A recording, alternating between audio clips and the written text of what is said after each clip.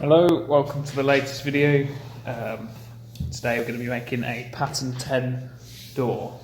Pattern 10 door is about as simple as it gets really in terms of joinery and door making. It's 4 bits of wood. You've got a top rail, a bottom rail and 2 stiles, and the rest is just glass in the middle. So to start with, we're going to get our timber out to the sizes we need. These are 58mm thick doors to accommodate the double glazing and the mouldings that we're using. These doors are actually to copy another set that have already been made. It's not my style that I do normally, so we're going to match the mouldings and the beadings to how they've done it. So the 58mm thick door is made up of we're going to use a 50mm mould and then a 43mm rebate into the door, which will leave us with, on the outside we're going to leave the 15mm mould. Don't know if you can see what I'm doing here. On the outside we're going to have a 15mm moulding that's going to look something like that. Then we're going to have a 2mm foam tape. This is the rebate. Going to have a double glazed unit of 24mm. And then we're going to have another 1mm foam tape.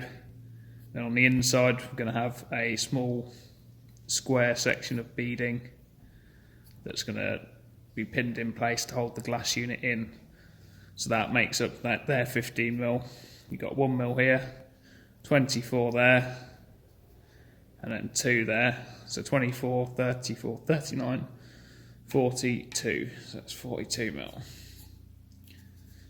in total. And then I keep that beading just a mil, usually a mil or 2 in from the edge of the door, because it just looks a bit nicer if it's kept in than if it sticks out proud. So you want to be 43mm. If you don't do it 43mm, I'd usually reduce this beading size down. So if you did a 42mm rebate, I'd probably do that 14mm, just to keep that beading slightly in from the face of the door. It just gives it a nicer look. So that's how we've got our rebate thickness. The moulding cutters I'm going to use are here, similar to the frame that I showed you how to scribe. It's a similar profile, just elongated in a different manner. So they're a longer cut. So they will cut like this. So that will be the door moulding cut.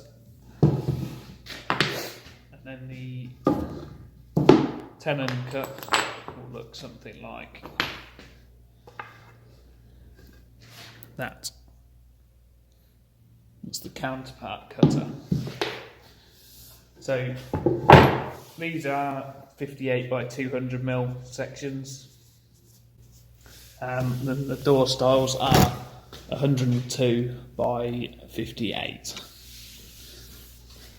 So once you've planed them up and got them ready, we'll cut them off to length. Now, when you're cutting the door stiles to length, it's pretty goddamn important they're all the same length. So what I usually do is, once I've planed them all up, I'll cut them off at least 10mm longer before I plane them, like a rough cut, and then take them back to the saw, square one end, and then cut them all to length using the same stop on the saw.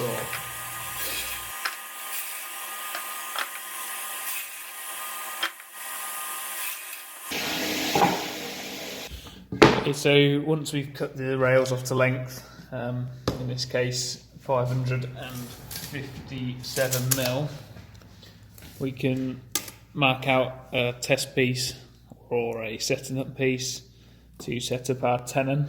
So the stiles are 102mm, so again we're going to mark 102mm onto here, 102mm on to the timber, and that's the line we're going to work to. So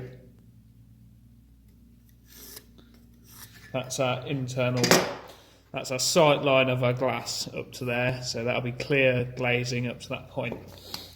So we know we're going to use a 15mm rebate. So we can mark that on.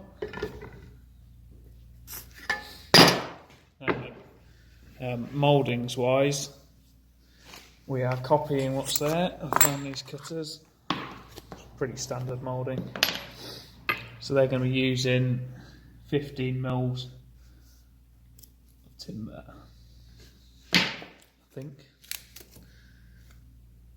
16. See how they fit together. Look. Just depends how much of a step really you want on the outside. Let's go for 15 mil from the inside, or in this case the outside face. 15 mil. Want 16 mil rebate, 16 mil mortise.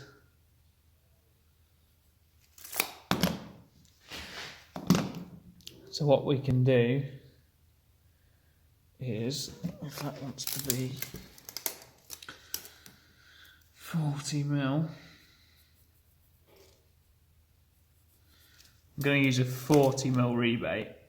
So if we put the moulding right on the edge of the tenon, so if we use that cutter to cut the tenon at 15 mil in from the face, and it left the mortise at that position from the mould there, 16 mil, the mortise doesn't sit on the edge of the rebate. So that leaves us with about 3 mil of timber left on the rebate. We'd have to chop off by hand. It's a little bit more awkward.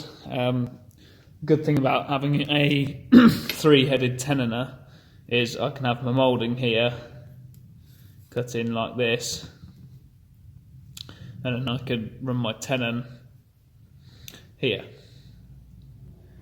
So, and then 16 mil. So on the edge of the rebate.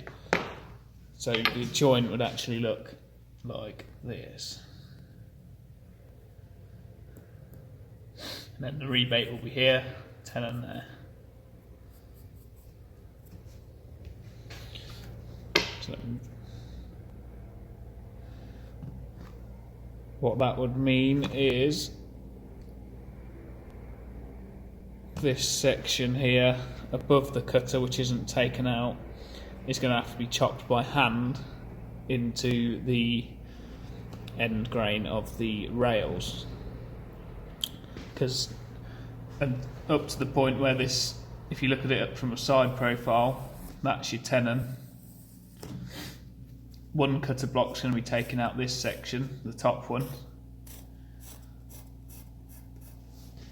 This cutter on the third head will be taking out up to our glazing line,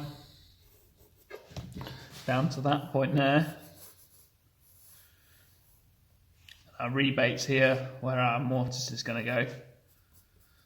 So it leaves us, and that cutter block will take up to the shoulder line there. So it leaves us with this section here that isn't being cut by the machine. There's two options really. You can either do, like I said, move the mortise and tenon onto that 50mm line, the edge of this cutter, and then you'll have to chop it off the rails, or move the tenon up and chop it off the end grain of the rail.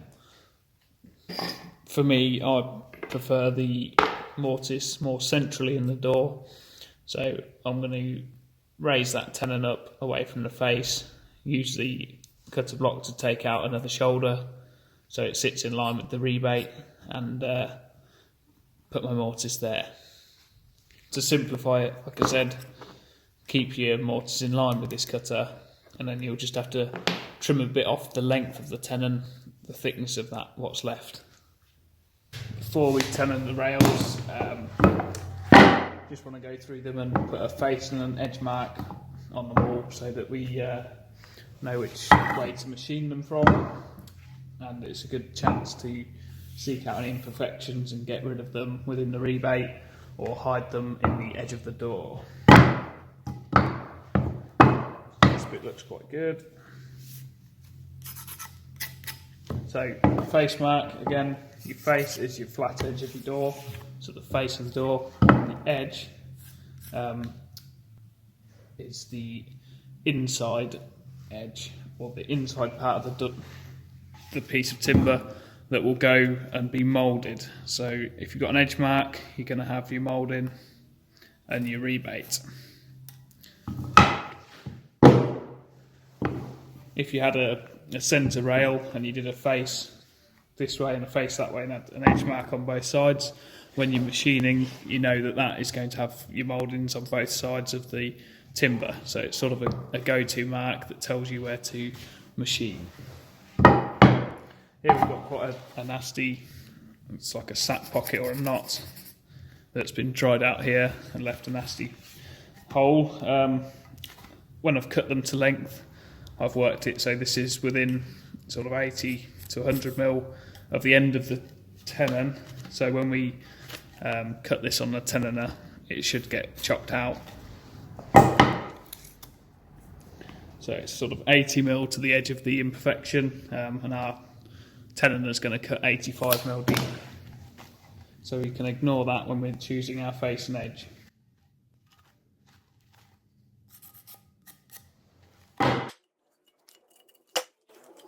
These are all pretty clean. See, like here, there's a bit of a grain split that's starting.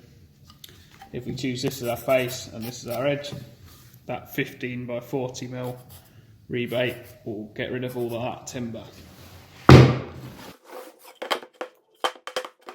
Generally, if there's a knot or something like this that's going to require a tiny bit of filling, I'll try and leave that on the inside where it's less likely to be influenced by weather.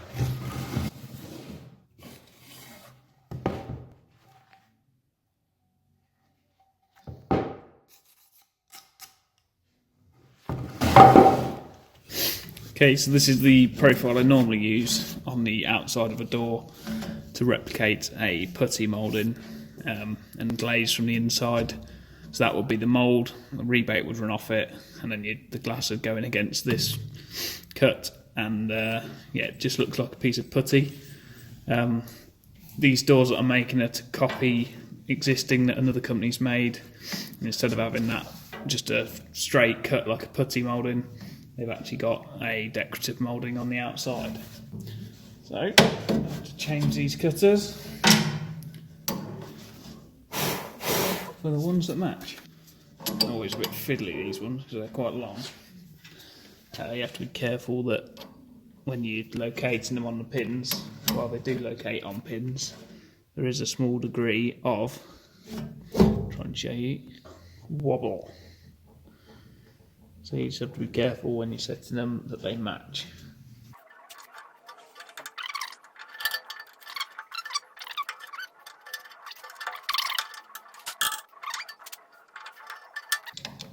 On this cutter there's just a single screw in the middle that works against the wedge that wedges them in place. So once you've fitted them, I just back them off a tiny bit, or half a turn, and that wobble, I usually just pull them against the pins so it locates centrally on the back of the cutter, location holes against the pins, and do that for both of them.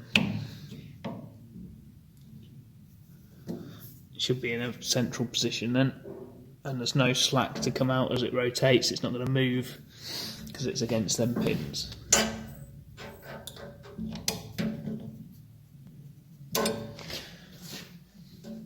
If you want to check it, you can set up anything rigid against the cutter and just turn them around like a setting gauge and make sure they're at the same height.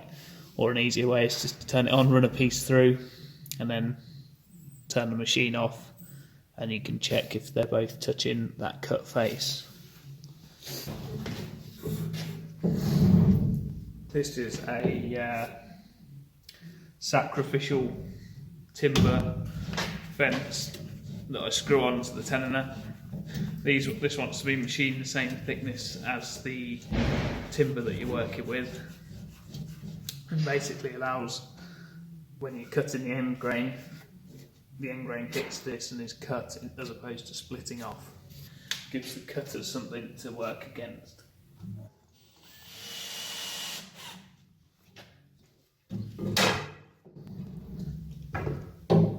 Okay, so this is a piece of timber, same thickness as the doors. All I've done is mark a line on 40mm down. That's going to be the depth of the tenon, or the depth of the tenon from the face. So that'll be this cutter block here.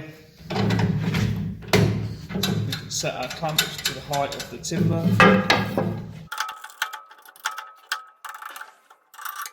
Leaving a bit of free play. It clamps it.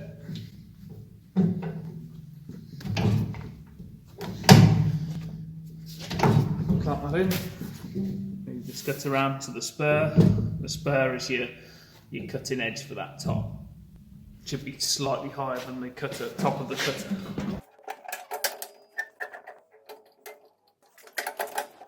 We can bring the top head down now. And get it relatively close to where we want it to be, which is 16mm. We can turn everything on, do a cut, and then just adjust that top cutter to 16mm, and then we'll set the tenon cutter up. Scribe cutter.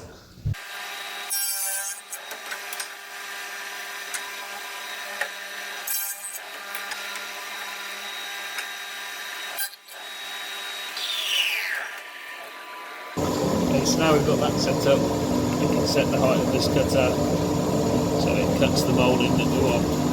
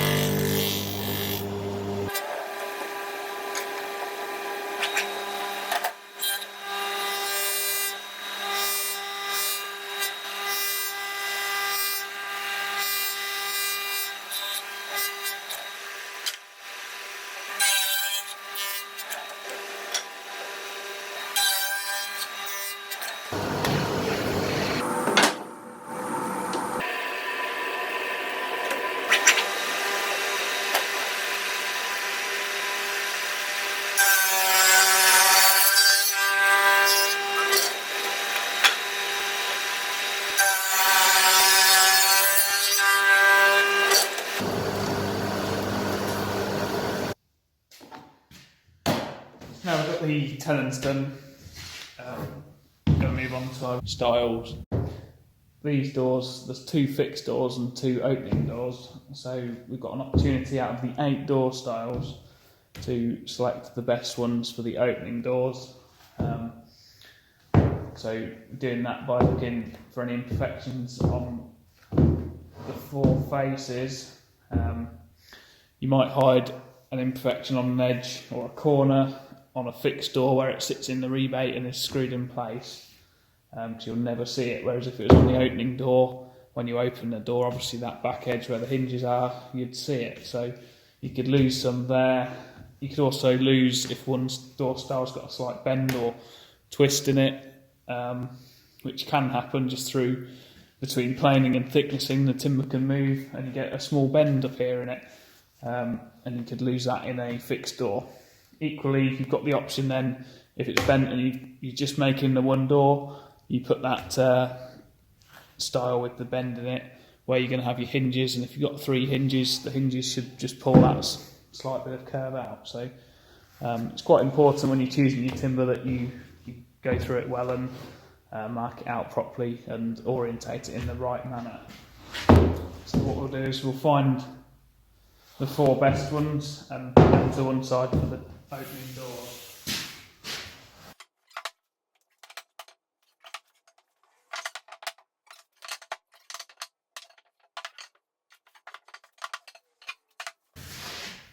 So I'm talking about a bend in the piece of timber. If you put these together at this end, look, you might see there's about 1.5 mm gap at the other end where the 2 pieces are both bent away from each other. Go like that. You can see that, you know, that one piece here is quite straight.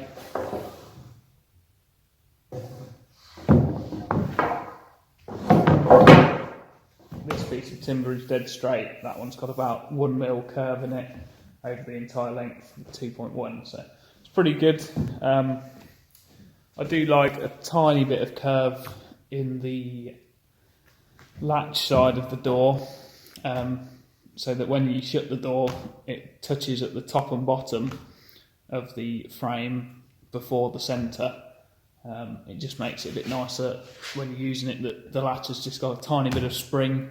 If your door touches in the centre where the latch is before it touches top and bottom, they can rattle, or it just lets a draft in basically. So as soon as you shut a door against a draft shield, you're pushing against the door, you're putting a resistance there, and the door's going to want to bend away from the seal. So if you've got a bit of spring, natural spring against that seal built into the door, it's not a bad thing.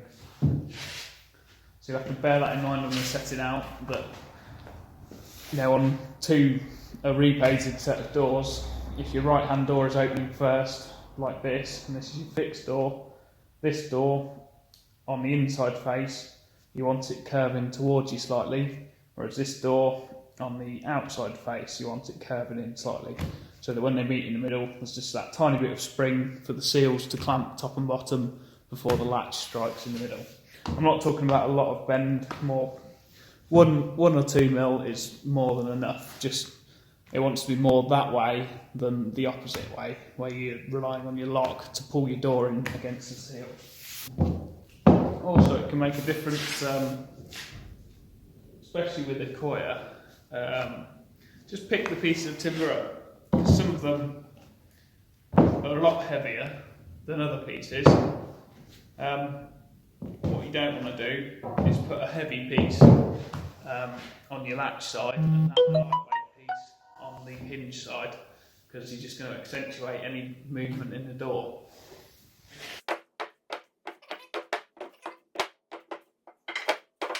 Those 2 for hinges, these 2 for the latches. Then you want to put them next to each other so they've got a bit of spring.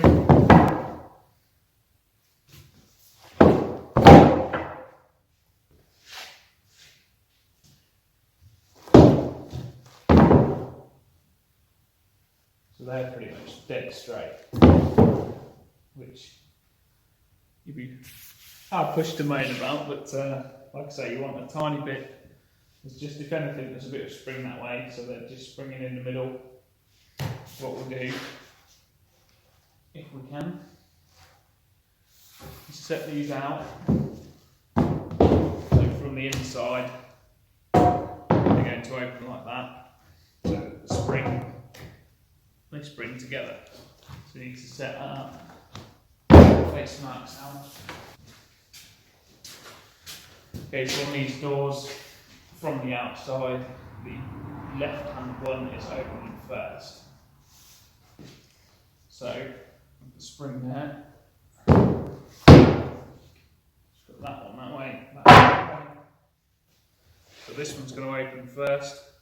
So that's going to be the face. That's going to be the face of that one, because the face is on the outside. This one opens first. And this one's the fixed door. It's not actually fixed, but it's the one that will be, it's a slave door. So we've got that bit of spring, and they just meet nicely. From this point on, we need the heel ends of them doors, or heel styles. So we can choose our best edges.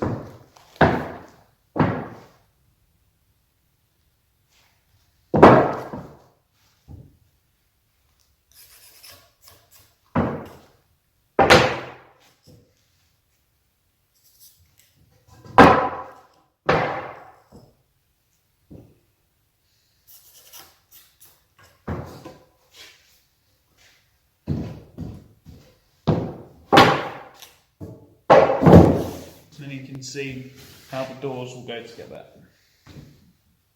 So this opens first. This is the fixed door, or slave door.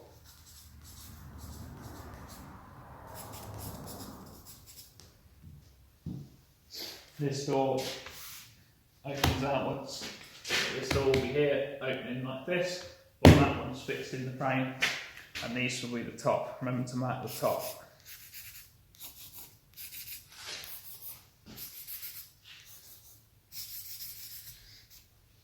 Usually mark across the grain slightly, not in line, because on some timbers you can't see a mark in line and that just looks like a setting out mark. So if you do a nice big mark sort of across the grain in all directions, so you can pick it up quite easily when you're machining. Make sure your faces of your two doors correspond to each other. Sit them back on edge.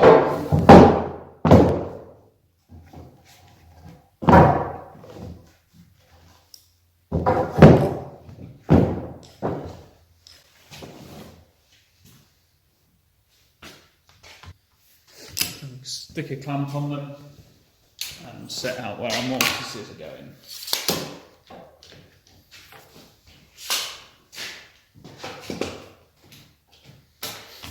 So these doors are going to be 1968 high.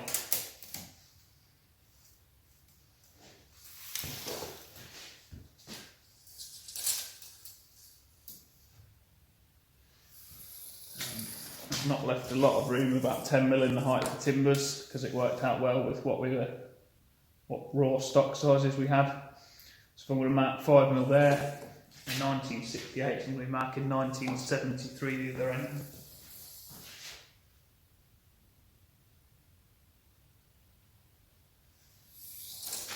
Just check that fits in the timber.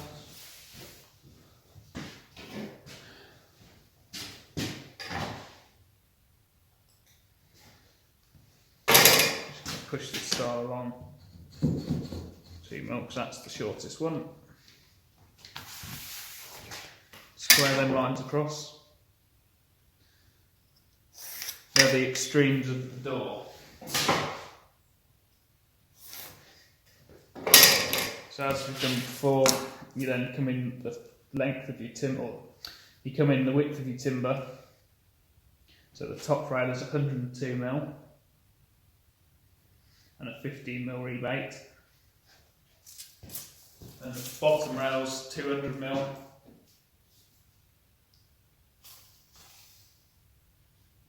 and a 15mm rebate. We're only marking the rebate depth on here because we're doing a setback like we did on the frame, because the mortise is within the depth of the rebate. When you run that cut or the rebate into the rail, your mortise decreases in width, and that is the amount it will decrease. So the mortise needs to be set back that amount.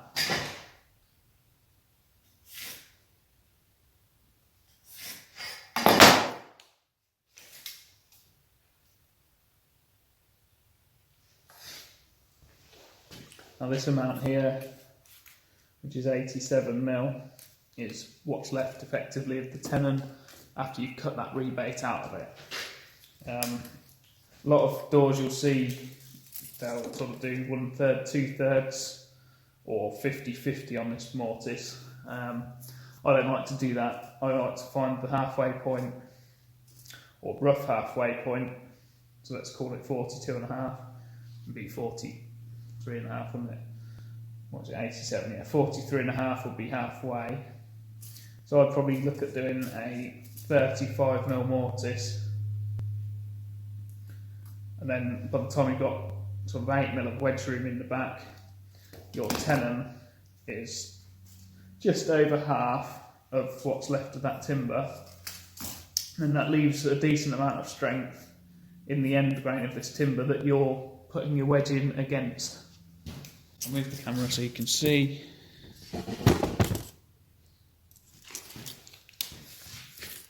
So this section here between this line and this line here is what will be left of your tenon once you machine this rebate out, which is 83.5 to 87mm.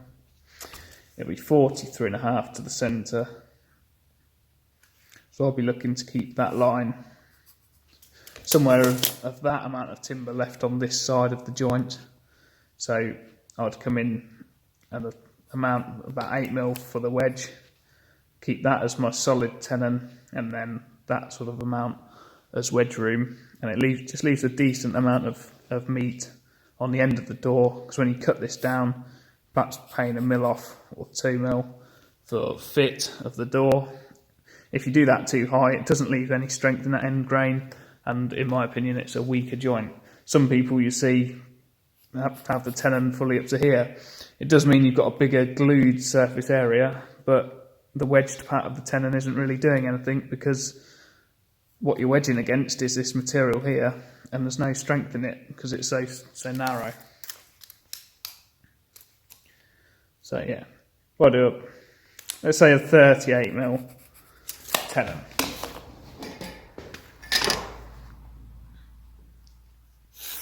So this is the setback, this is the tenon, and this is the haunch. If you're new to it, or getting an apprentice to mortise them, write on them, because it just helps them understand the joint. The number of times that I've tenon or mortised right through this part and put a haunch here, and then you've just ruined the joint in the door is unreal. So same with the other end.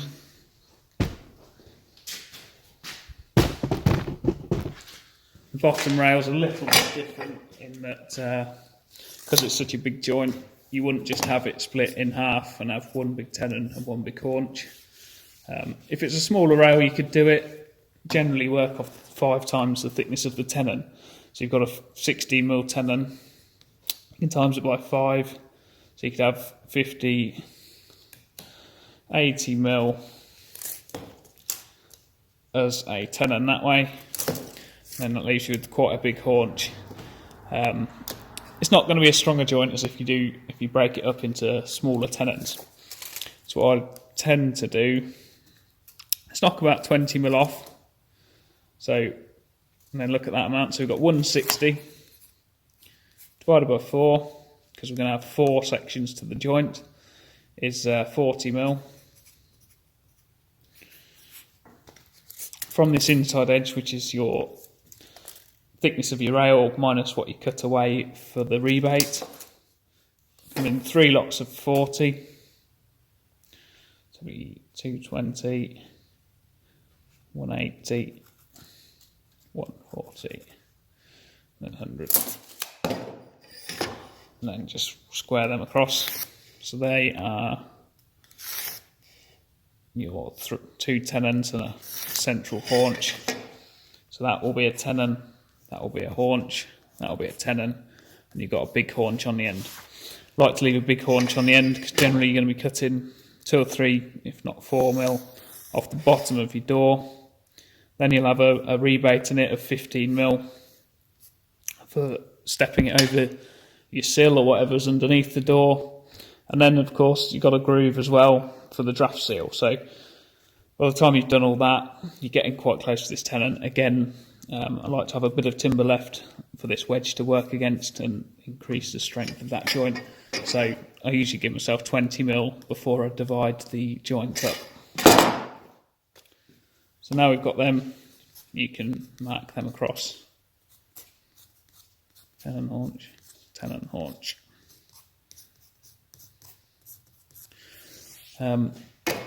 Unclamp the timber. As you clamp it, just remember to make sure that your pairs of doors face each other, so you've always got a pair. If those 2 marks or 2 faces were sat in the same orientation, you'd machine your doors and you'd end up with 2 left-hand styles. And to get them to go together, well, it's impossible, because you'd turn it around for your moulding to meet the rail, but then the top of the door would be at the bottom. So it's pretty important that you keep them as a pair.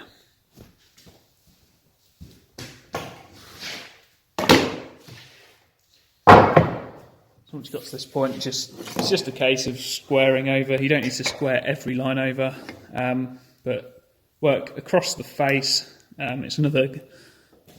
If you always draw your tenons and joints across the face, it's another way of telling which way you're holding your timber when you're machining. So if you can see the lines that you've marked across, you know it's your face. You're not relying on your face mark all the time. But if you're not in the habit of always working across the face, don't rely on that technique. So you just copy in, all you need to copy across is the tenon lines and nothing else, because that's all you need to work on that back face.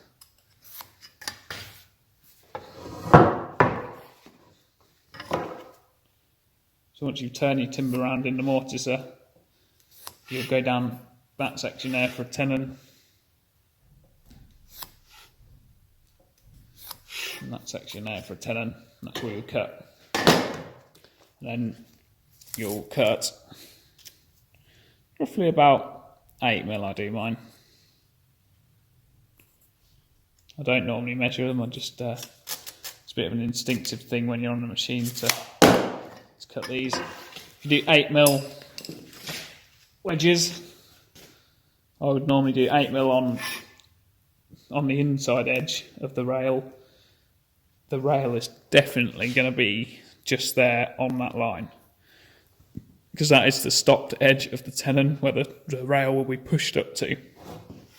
This side of that joint, you'll always have a little bit of wiggle room for fitting the joint together. So the actual edge of the cut tenon will be a couple of mil in. So I'll put a tiny bit less wedge room this side of the joint. So again, same principle here. You're going to have a bit of wiggle room, so you'll have less wedge to allow for that wiggle room, and again a bit less wedge there. So always the wedge that's the tenon is pushing up to as a stop to form the inside of the joint, I always want to be a bit deeper cut wedge, because you've not got any wiggle room in the joint for assembling and disassembling. Same principle with the top side, you just transfer the tenon over.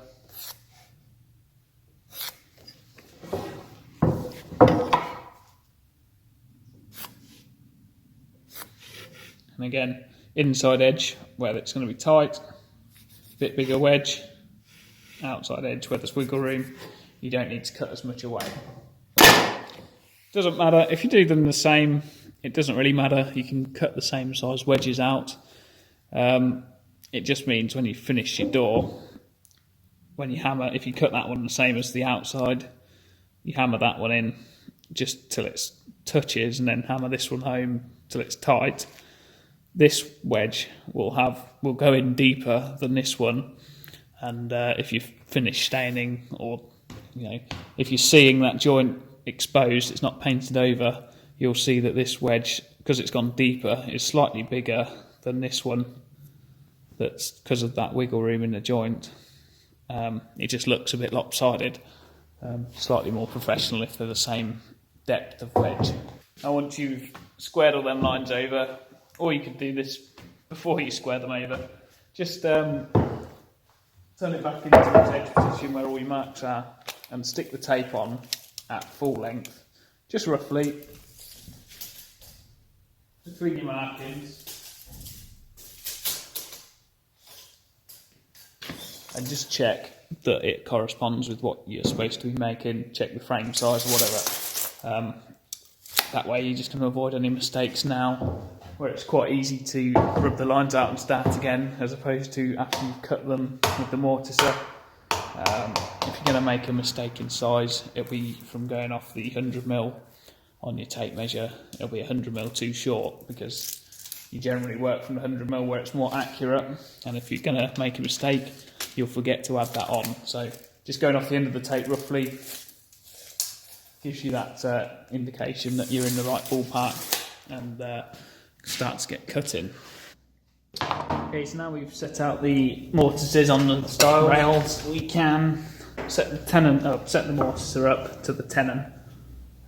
I usually use a tenon piece of timber, like I did in my door frame. It's easier to just set that thickness, then position the chisel over it, than to mortise them first and then have to set the tenon position and width on the tenoner. Just move this up a bit.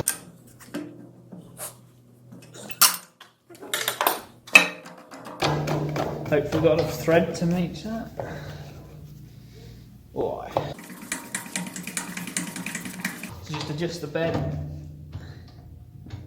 using this, stab it a couple of times so the point isn't deflecting the chisel when you're setting it up. Raise it back off, and then you know the chisel's free, and you can adjust it to an exact position. Pretty damn spot on joint.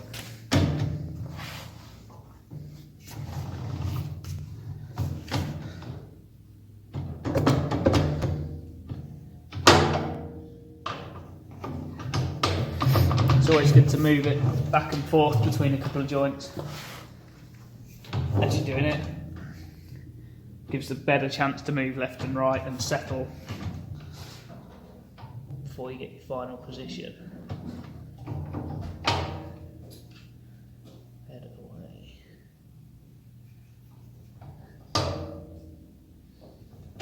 There you go.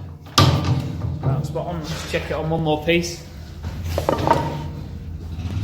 So machining off the face again, as always.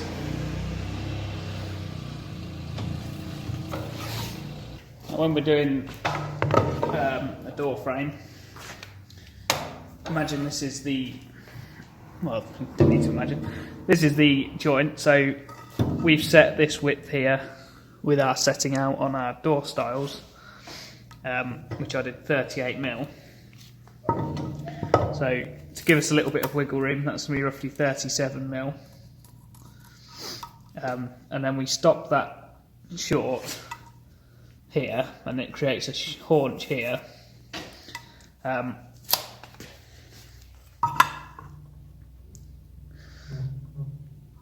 Let's say we're doing 60mm wedges.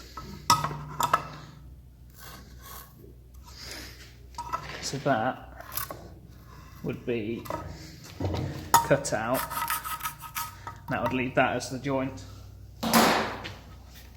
So this section here that is left on that joint is called a haunch, and the purpose of a haunch is not only to provide, if you're wedging the joint here where there's a wedge there and a wedge there, it provides extra surface area on the tenon for the glue, but on finer joinery also it just helps to locate it so that you don't get any twisting of the styles. If you took that tenon right down to this shoulder here and cut it off flush, it's only that's and the moulding that is stopping your joint from twisting.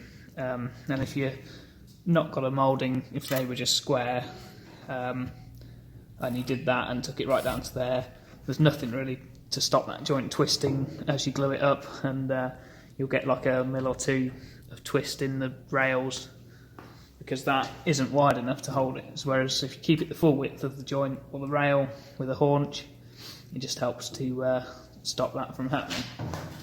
So if anyone asks or speaks about a haunch, it's that section there that's left on. And because you're leaving that on, you need to then allow the appropriate amount into the door style for that to sit into. So what we do is, if we're having 60mm wedges, so the haunch will be that much from the rebate into the timber, we now need to work from the back of the timber 60mm in with the mortise chisel and go down to that depth, and that's our haunch depth. So I'll put this here so you can see what I'm talking about. Okay, so 60mm in. We're going to have a, where's the face? The face is there. So we're going to have a 15x40 rebate moulding, and that will be our haunch depth from the rebate. So from the face side, we mortise down to this depth, just where the haunches are, and then we set the mortiser up so you can mortise deeper as well, past halfway, and then when you turn it over again, you again mortise deeper past halfway, and it cuts the full length through the timber to make room for the tenon. But always when you're doing the face side, whenever there's a haunch point, you put the stop in, or make sure you stop the chisel at that depth. So we'll set that up now on the mortiser.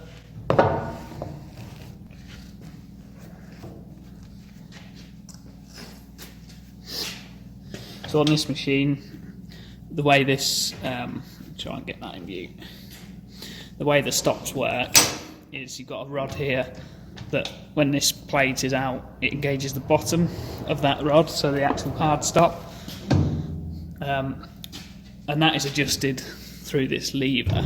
So that is your haunch depth. So on this machine you have to set your haunch depth first, and then when you pull that in and mortise deeper, that's your through depth or your wedging depth, and you can set that separately by a grub screw. If you set that first, you obviously can't adjust your haunch depth without adjusting your wedge depth cut. So if we set the haunch depth,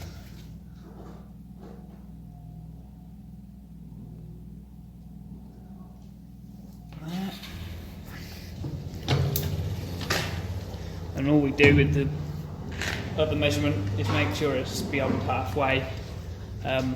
If you look at the cutter, if you can see that from up there, there's, the cutting face is hollowed up on an angle, so you want to go past halfway with the shallowest point of that cutter, so it does a nice clean cut all the way through the timber.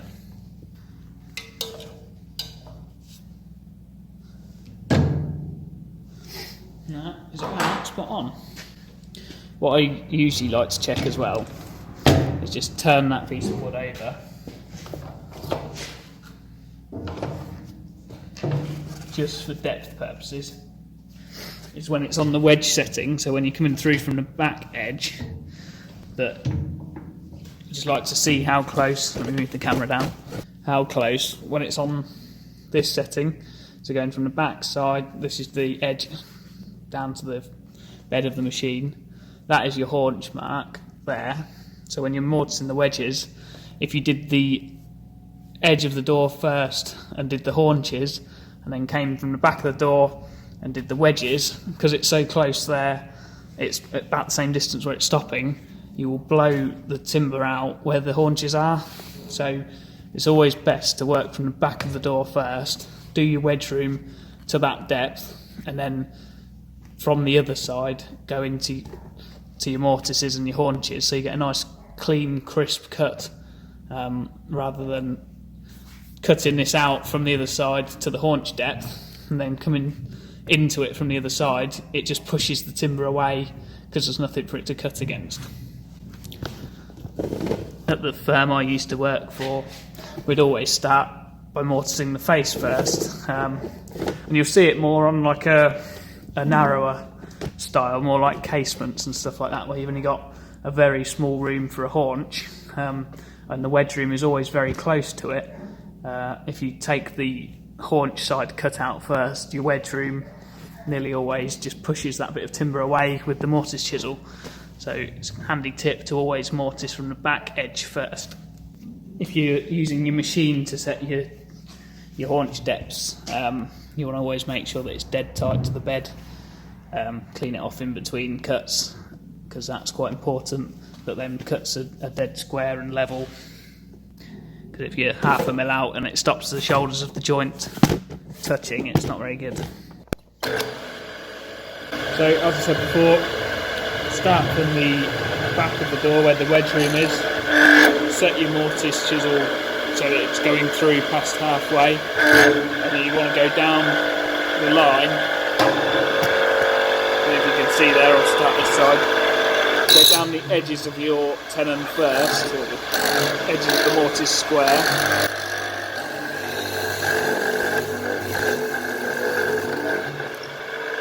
Same on the other side.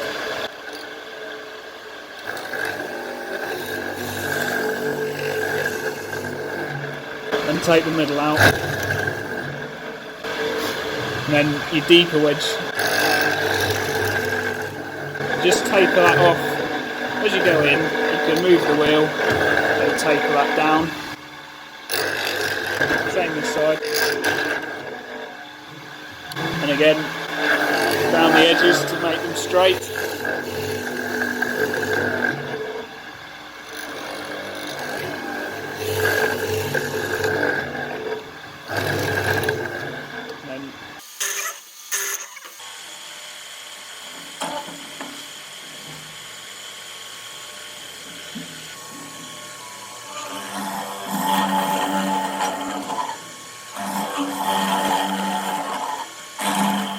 Again down the two edges.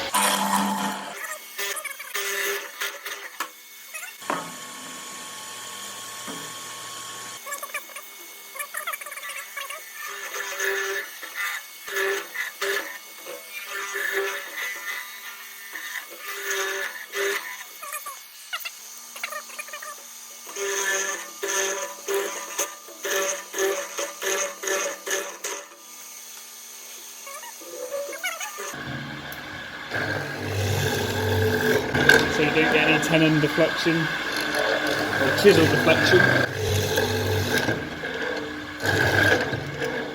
Haunch position.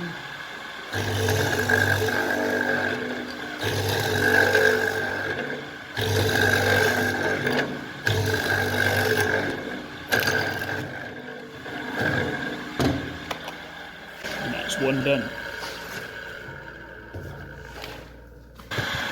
One last time. So inside line first, full depth, and other end of the tenon.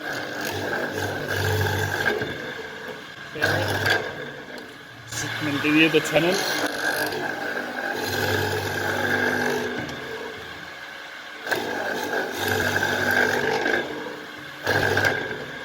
Then haunch.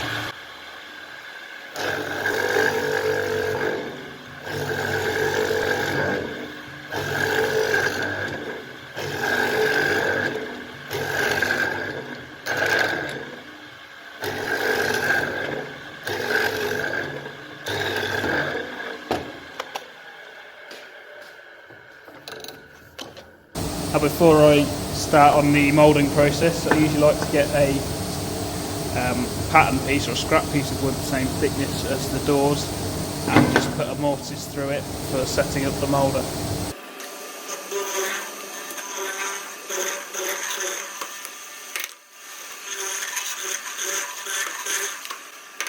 So basically I can use this piece of wood now as a sacrificial piece to set the moulder up to. And I can, on this pattern, cut away this section here, set the mould up here, and because that's been relieved, that will allow me to set the mould up without the rebate being in the way.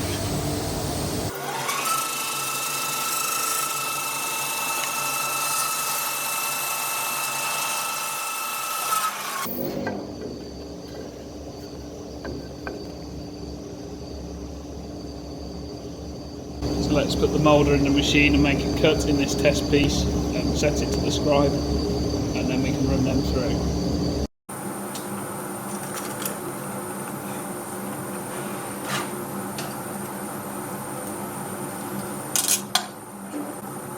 So you need to put the cutters in the block.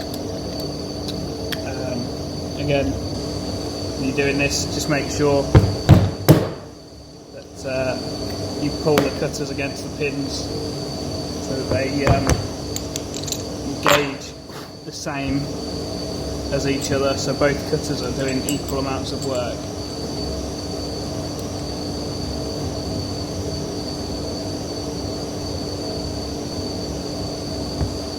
So get these just so they're nipped up, back them off quarter turn so that goes loose. You can see there's a small degree of movement in the cutter. Just pull it against the pins and do it up. Same for the other side.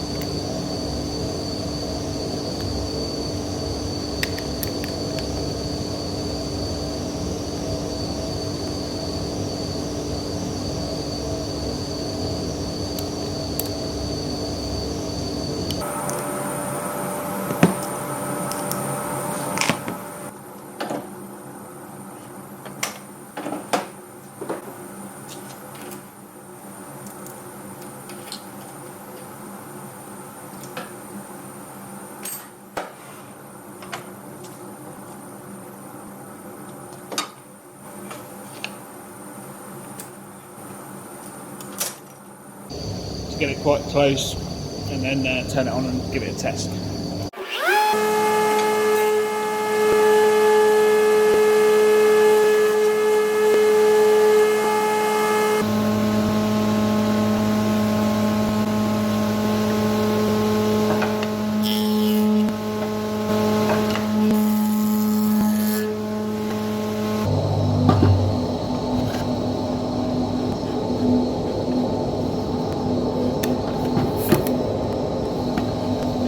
So for a first cut,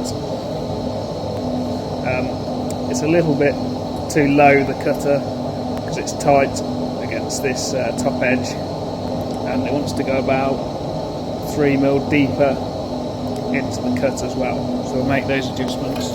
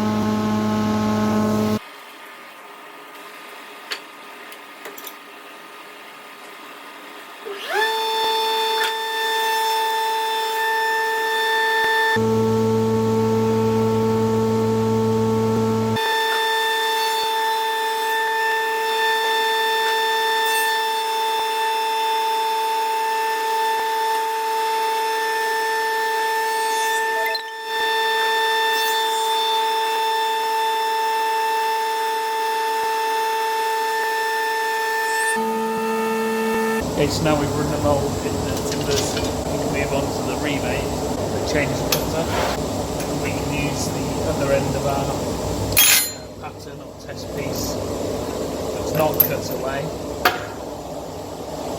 to align the rebate to the right depth. So this is the end of the pattern that I've cut away to set the mould up. We can use this end now to set the rebate depth so that the mould meets the same time as the rebate.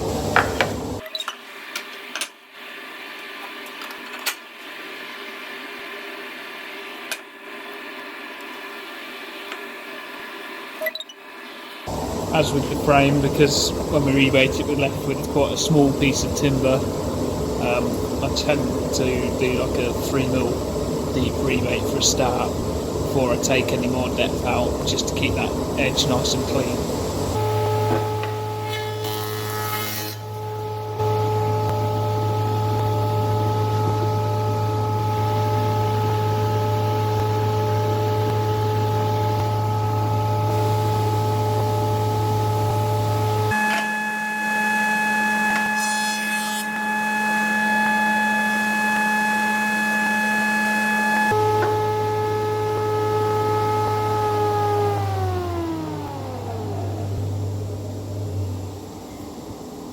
When you're test fitting the joint, it's always a good idea to sit it on a bench and put a clamp on it.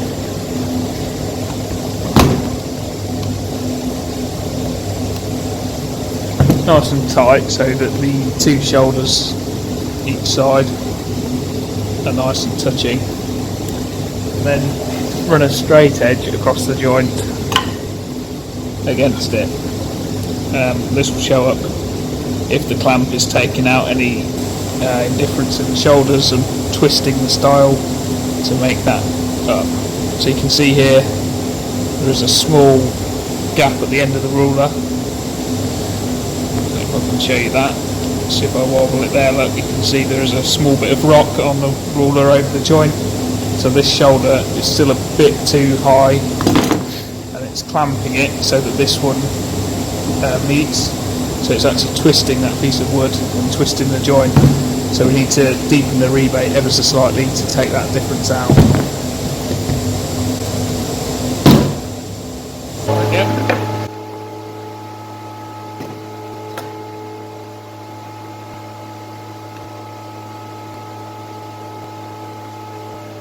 I see the joints are still flush both sides, taking a bit more off of that shoulder.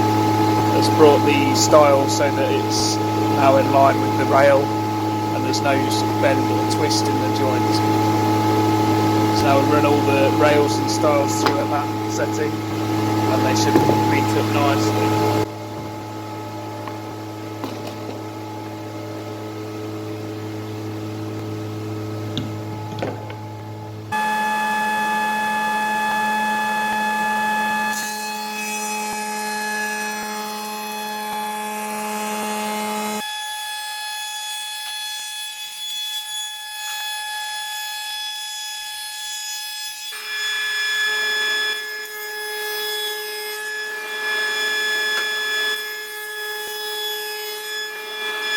I'll just move the power feeder away a bit so you can see. You have to be careful when you're machining the rails and you're rebating away the tenon, because as you rebate that away, the part that touches the fence is disappearing, so you have to make sure that you put pressure against this fence until the edge of the rail meets this one. Otherwise you get a dip in the cutter, the piece of timber falls into the cutter and does too deep a cut, and you'll see that in the finished product. I'll try and run a piece through with the camera showing you what I'm saying. You have to wait until this part of the rail here touches the fence over here.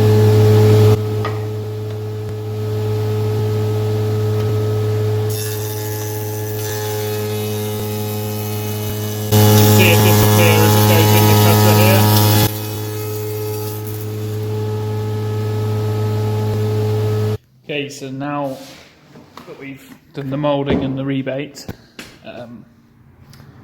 you'll be at this stage. So if you try and fit the rail into the door, it gets to there. That's as far as we've got.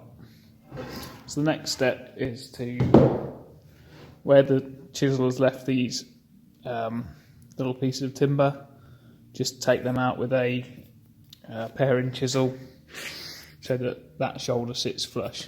If you wanted a perfectly flush haunch, you'd have to chisel these centre divots out and the ring marks of where the auger bit has marked the timber. But I think it's acceptable just to go to the tops of these rounds and take the corners that have been left out and bring the haunch down to that. That's the first job, and then the next job is to mark and cut the haunches and the tenons on the rail, so where the tenons will go and the haunches, and chop them out.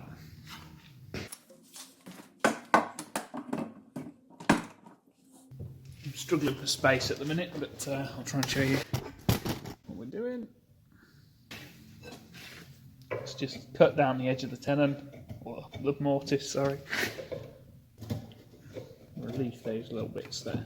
I mean, generally I just tend to take them out with a sideways action of the chisel. If you want it to be really particular, get the appropriate chisel, and you can, on the end ones, you can come in from the end and just cut them through like that, cut in the fibres, and on the middle obviously you'd need to work it along with the chisel in a different angle.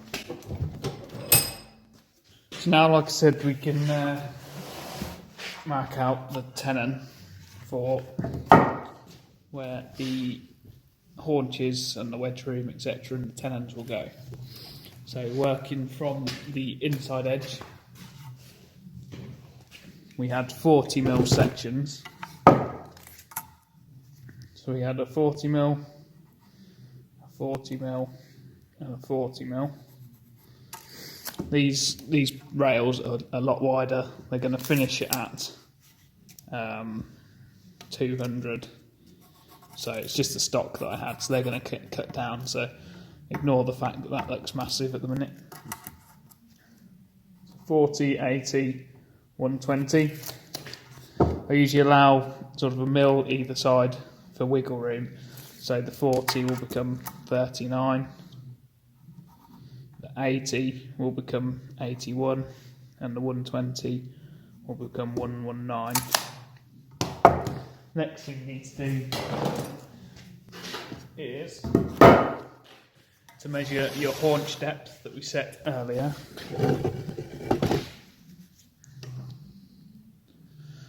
So you're measuring this either against the moulding or the rebate. I'll always do it against the rebate because it's nice and square and easy to measure off.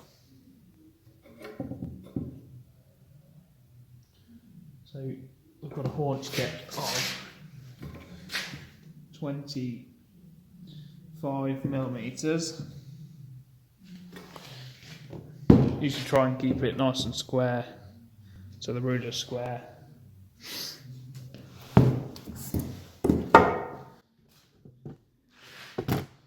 So the haunch is 25mm from this shoulder.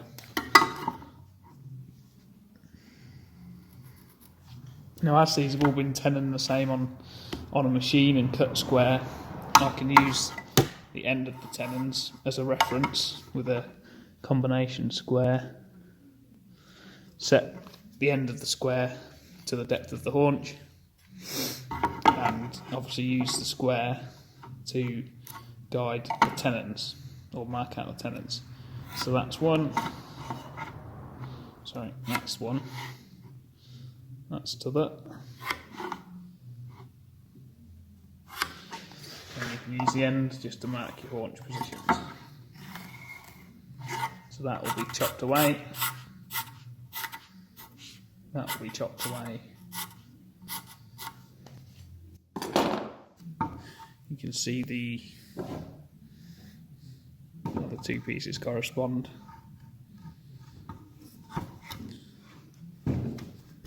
And once they're chopped out, they should go together nicely.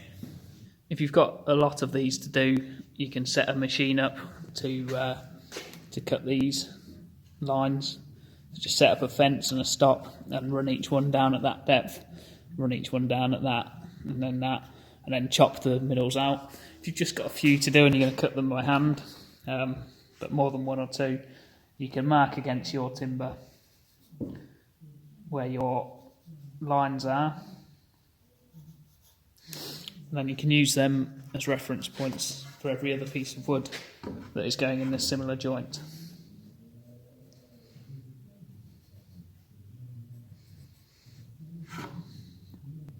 Then you just, same principle,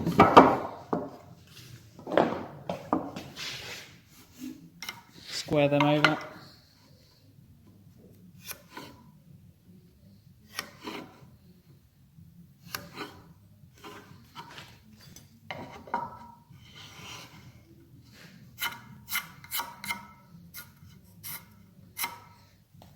And that's going to be our two tenons and our haunch.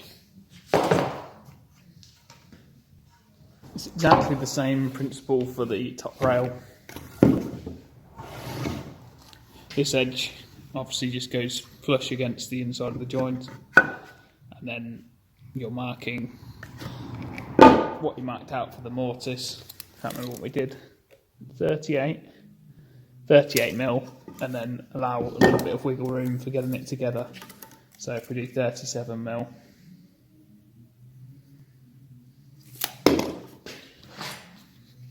we can mark that down using the square. Haunch, and that's what we're taking out. Again, I'll try and show you. We can push that tight up to the inside edge, mark that line, and transfer that across.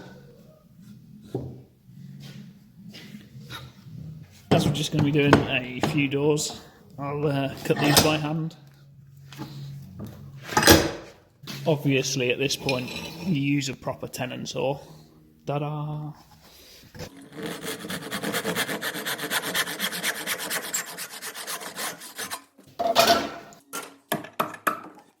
And then of course a real professional woodworking tenon saw.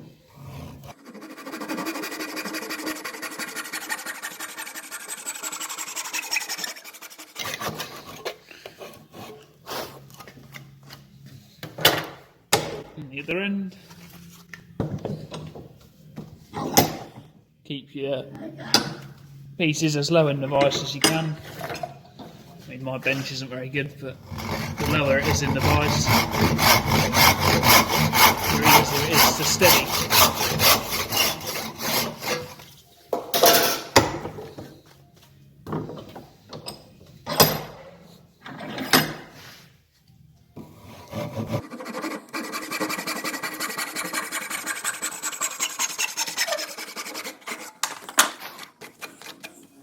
That's the top rail done. You do the bottom rail. Keep things square in the vise, it helps to keep your lines straight.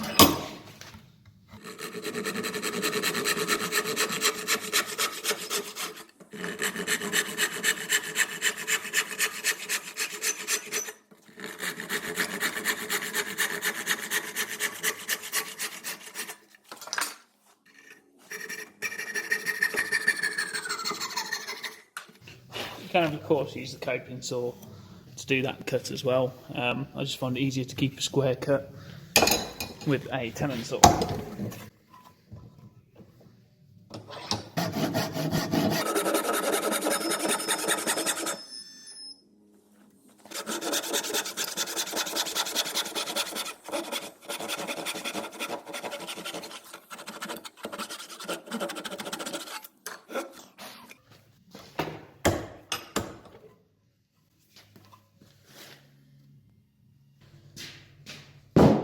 Now we can put the door together as a dry fit and clamp it up, check the joints and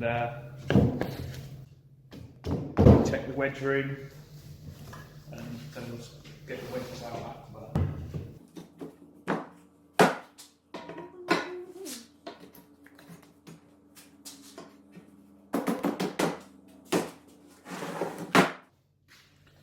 Dog toy in the background.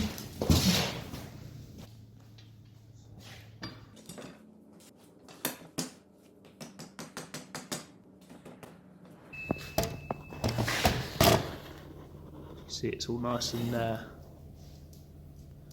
tight on both shoulders when it's clamped up. Got a good scribe over the moulding, and it's nice and flush. In fact, it's perfectly flush. There's not anything there. It's absolutely bang on.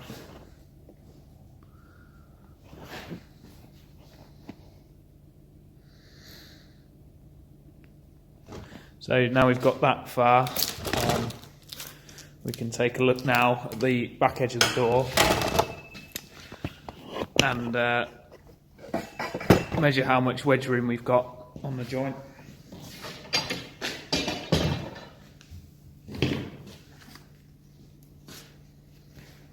So here we're looking at around 7mm.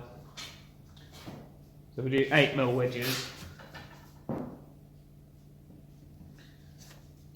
Pushed up, they should be nice. So we do, about 8mm at the widest point. So if we make the wedge 10mm at the widest point,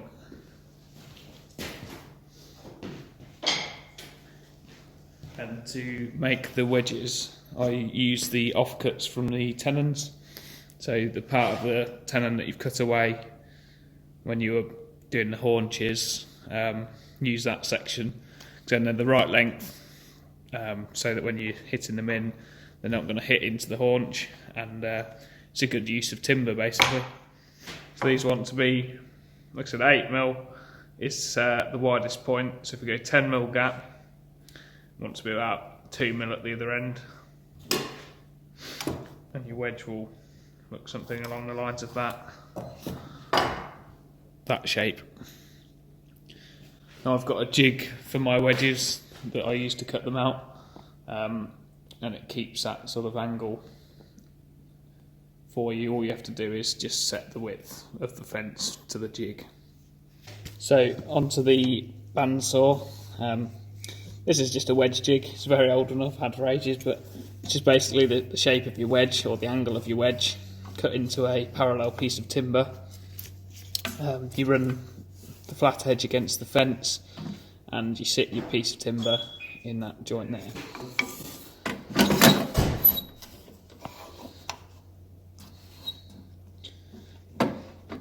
Set the width up from the fence to the wedge.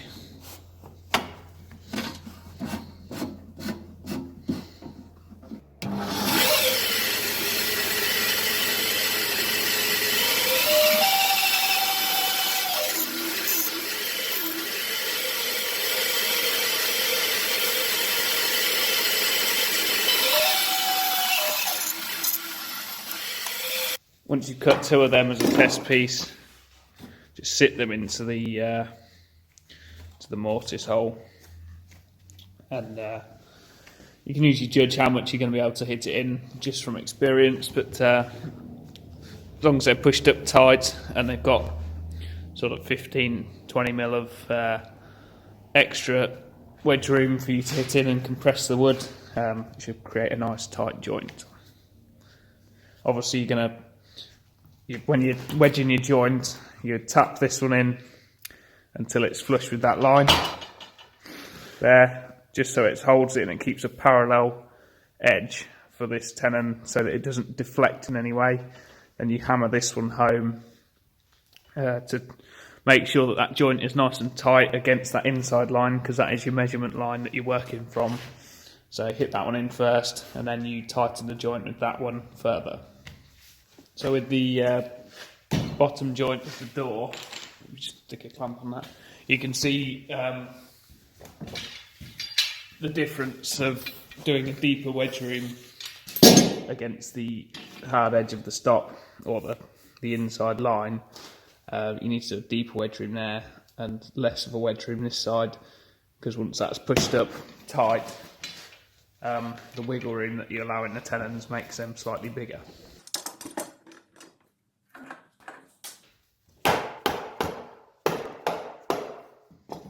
When you're wedging the bottom of the door, or a joint like this, like I said before, make sure that one is just up to the line, so it's not putting any pressure on the joint to open it. It just wants to be there to support that section. And then similar principle with that, it doesn't want to be beyond that line.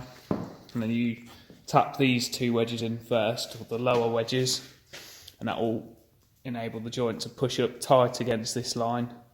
And then you put the pressure on, or tension the joint by tapping these 2 in and finishing it off, so that it should all go into the same depth when you're finished. All the wedges should be hammered in the same depth, and then it looks even across the joint. Finally, we'll give the moulding a quick sand, just to get rid of them planing or cutter ripples. When you run it through the spindle moulder, you get like a waved effect from the cutter. Very slight, but whenever you spray finishing anything, you just want to sand everything that's being sprayed, and it doesn't show up. It's easier to do this now than when it's glued up and it's in a corner. To sand the moulding in a corner is quite hard work. Just taking these slight sharp edges off. We'll just take a 3mm round off the inside edge to match what they've done already, and then we're ready to glue up.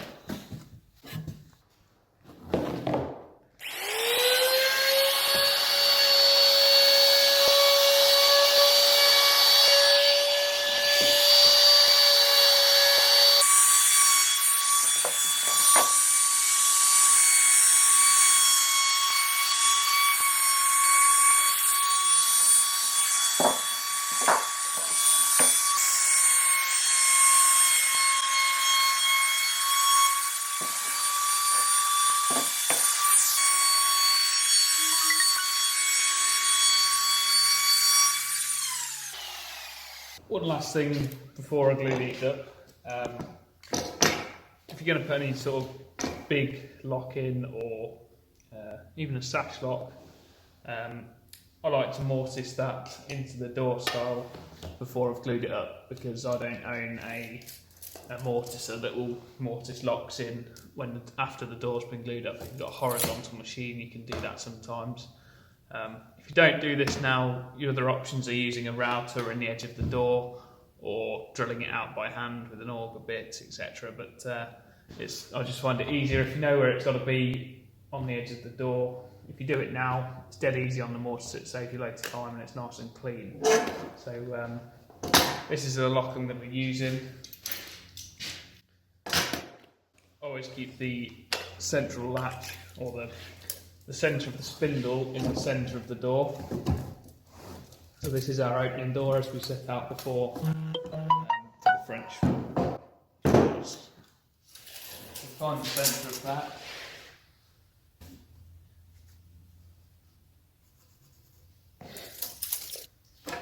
Okay, so once you mark the centre, just mark the lock positions with a little bit of wiggle room.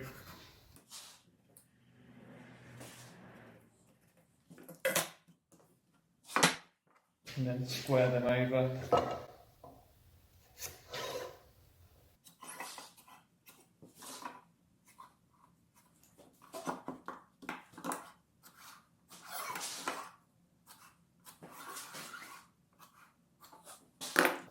Now I keep a little template of what I do with my French doors. So this is the lock. You can see I've glued the two sections together, so they're split there normally. This is where the lock goes and this is where the keeps go. So I can set out where it's going to be on the door from this.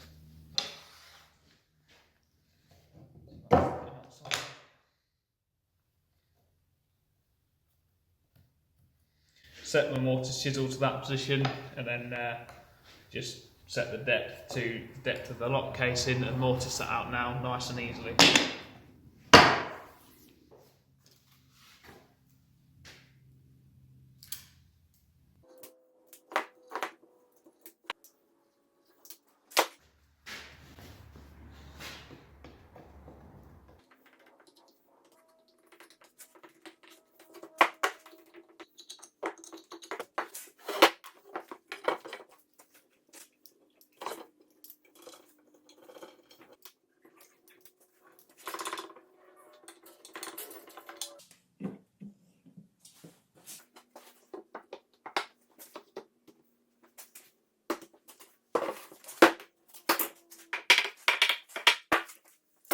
As you begin to clamp the door together, you need to make sure that the cut edge or the inside edge of the tenon is butted up to that inside line on the mortise.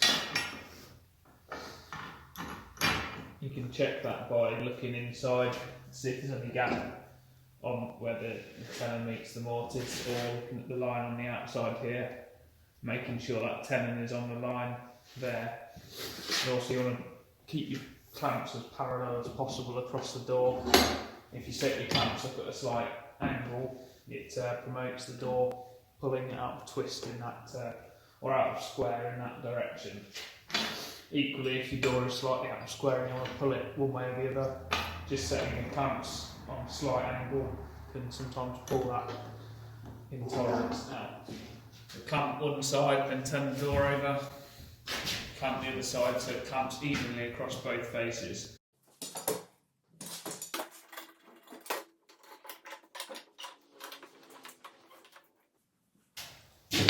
At this stage you can take a diagonal measurement from the inside corners. If those two measurements are the same, it should tell you that your door is square. Just tick a mark on your corner where the line is and go from the other corner to corner. And if they're the same, you can wedge it. More glue in the wedge holes.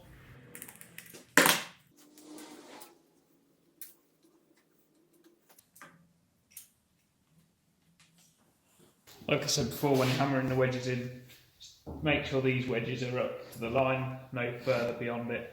Gives that tenon something to hit against. And that one just presses it so it keeps it against the stock. Same with this one, doesn't want to be any tension on it, just pushed in. And hit these two first. And then tighten it with these two. Take the clamps off and that's your door glued up. Once the glue's dry, just use an old saw. If there's any wedges left sticking out, it shouldn't be too much, but if there's any more than is easy to plane off with a hand plane, just trim them off with a saw. Keep the saw teeth away from the edge of the door, else you'll end up with sort of scrape marks in it. If you're quite tight with how you've made it to what the finished size is, you'll see them scrape marks. So just trim them off.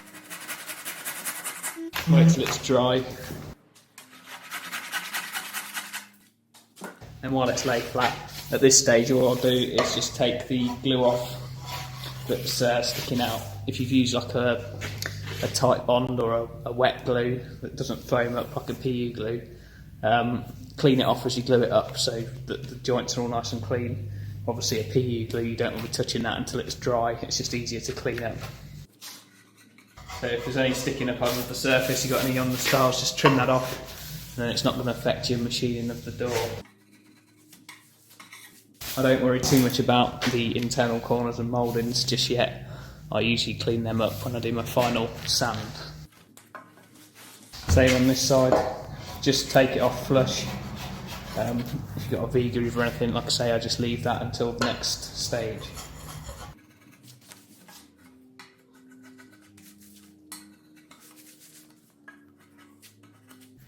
Once you trim them off roughly with the saw, stick your door in the vise or hold it steady on against the table or in a set of sawhorses, and then just trim these wedges off flush with the plane.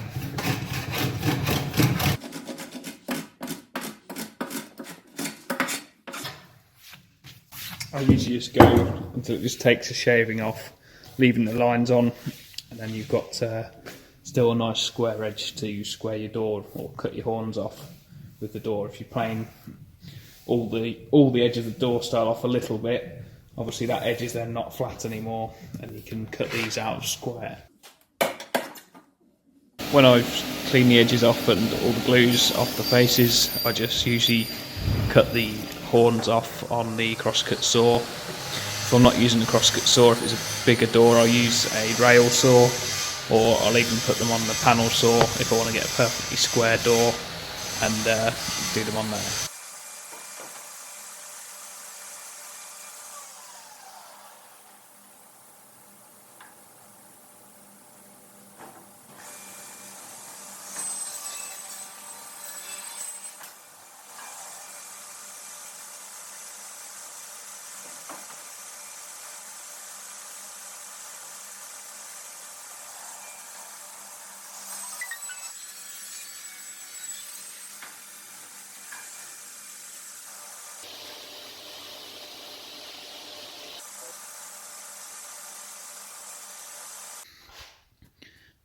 And that's it really, that's the door finished. I've just put a finish on this of, it's a sickened sprayed joinery primer, but I'm going to be doing a video quite soon about the spraying process and the finishing, specifically of Accoya timber, and the process that I go through to put a finish on that.